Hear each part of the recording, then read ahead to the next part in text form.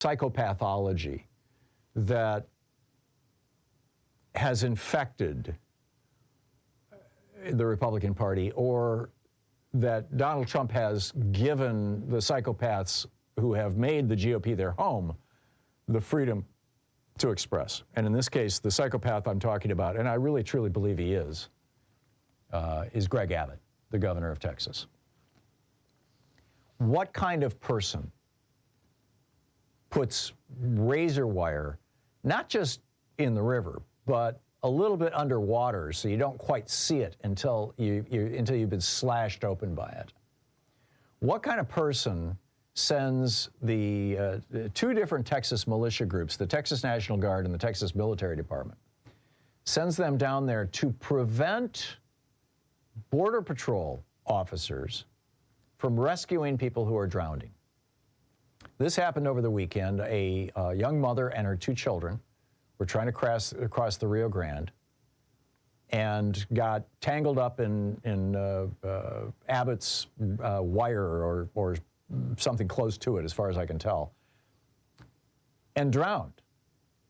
And if the news reports are accurate, now Greg Abbott is saying that they're not, but the media seems to be fairly united on this. If the news reports are accurate, the Texas National Guard and the Texas Military Department watched as this young woman and her two young children died, trying to get to the United States, trying to either escape something horrible or come to something better. We have right now an aging population in the United States. We actually need immigrants. We need more people.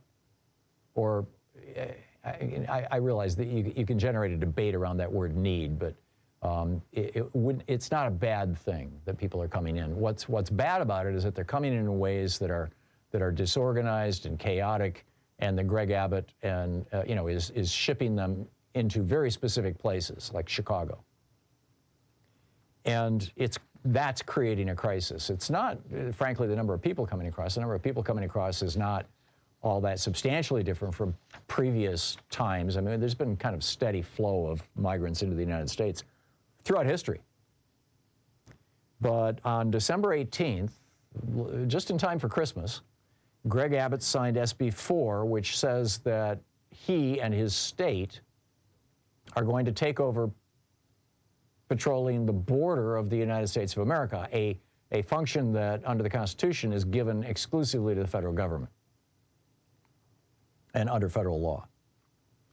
And the Texas Republicans are now saying, we're hopeful. We realize this is illegal and unconstitutional, and we're hopeful that this gets taken all the way to the Supreme Court, where we think that the three new right-wing whack jobs that Donald Trump put on the court will rule in our favor. We'll see. But the Department of Justice on January 3rd of this year filed a lawsuit against Texas. And in their lawsuit, they say Texas cannot run its own immigration system. Its efforts through SB 4 intrude on the federal government's exclusive authority to regulate the entry and removal of non-citizens, frustrate the United States immigration operations and proceedings, and interfere with U.S. foreign relations. But the bottom line is here, the Biden administration is asking for $14 billion from Congress to hire more Border Patrol agents, to strengthen the border barriers, essentially, the wall, a non-lethal wall, and to hire more immigration judges so that people can be adjudicated, so their cases can be determined whether they can stay in the United States or whether they have to go back to wherever they came from. And Republicans in Congress are presenting a united front against that. A fact that is almost never mentioned in these media stories about what's going on the border and immigration and all this kind of thing. But the reason why is quite obvious. The Republicans think that this is the issue that they're going to win the election in 2024 on. They want to make sure that the crisis at the border continues. Now, J.B. Pritzker, the governor of Illinois, who is on the receiving end of, Texas has spent $100 million so far of taxpayer dollars. Greg Abbott has spent $100 million taxpayer dollars busing and flying immigrants to blue cities, particularly Chicago and New York.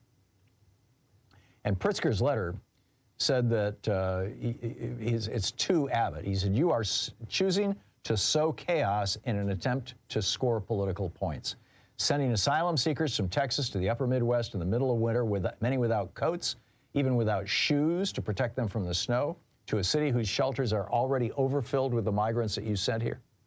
He said, while action is pending at the federal level, I plead with you for mercy for the thousands of people who are powerless to speak for themselves.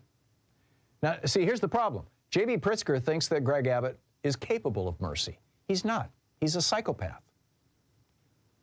J.B. Pritzker goes on to say, we are asking you to help prevent additional deaths. Well, I'm sorry, J.B., or Governor Pritzker, but Greg Abbott likes people dying. That's why you put razor wire out. J.D. Pritzker goes on to say, we should be able to come together in a bipartisan fashion to urge Congress to act. But right now, we're talking about human beings and their survival. I hope we can at least agree on saving lives right now. And Abbott's response, essentially, he said this before Pritzker sent the letter, but essentially this is all we're hearing from him.